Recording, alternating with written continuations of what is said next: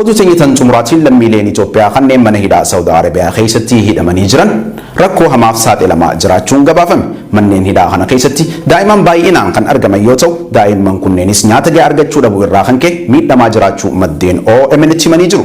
Dabalanni isaa akka itti aanutti siif dhiyaata. Baqattoonni Oromoo fi lammiileen Itoophiyaa kanneen biroo dabalatee mana hidhaa Saudi Arabiyaa magaalaa Riyaaditti argamu keessatti hidhamanii jiran rakkoo hamaaf saaxilamaa jiraachuu maddeen gabaasan.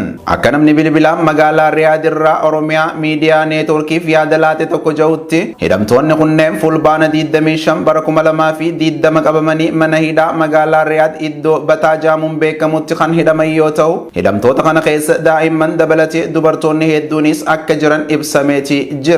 Walumaa galatti baay'inni hidhamtoota kanneenii daa'imman dabalatee tilmaamaan gara namoota 96tti akka dhiyaatan odeeffannoon garasii nu dhaqqabe ni ifoomsa. Haalli qabiinsa hidhamtoota mana hidhaa kana keessa jiru yaaddeessaa ta'uu fi daa'imman nyaata gahaa argachuu dhabuun miidhaan kan irra gahaa jiru ta'uu namni garasii odeeffanne kun OMN himee jira.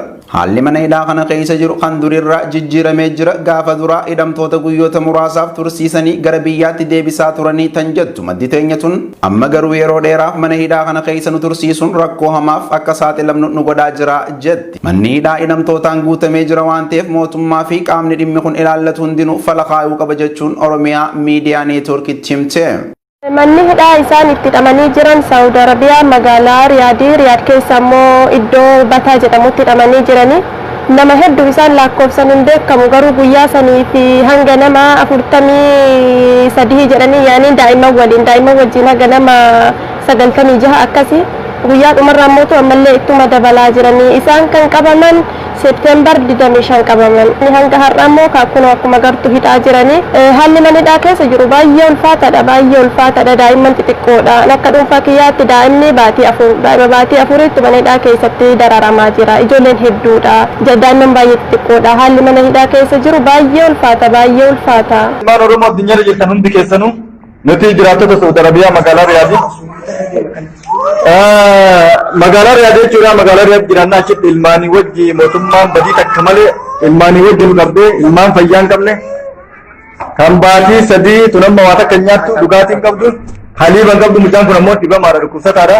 Hundi isaanii nyaata kan qabne mana hidhaa keessatti rakkatu jira darraa guddaa keessa jira jechuudha. Safaaraan Saudi Arabiyaa jirtus Riyaad Saudi Arabiyaa keessa magaalaa Riyaad jirtu hundi isaanii alli nu godhuu dhaban kan irra ciifnu kun qaachaa lafa balaaxadha ciisu jirra. Wanni gubbaan uffatanis hin jiru mukayyamni isaa 24 nurratti deema jechuudha. Waan kanaaf jecha ilmaan nu harkaa dhumtee jirti. Kanaafuu namni dandeettii qabdan hundi keessanuu haga dandeettanii nu iyyaa nu birmadhaa kun dhumtee jirti. Saudi Arabiyaa magaalota garaagaraa keessatti ilmaan Oromoo dabalatee lammiileen Itoophiyaa biroo kanneen kuma hedduutti lakkaawwaman manneen hidhaa keessatti dararamaa akka turan nutis maddeen biyya san jiran wabeeffachuun gabaasaa turuun keenya ni yaadatama.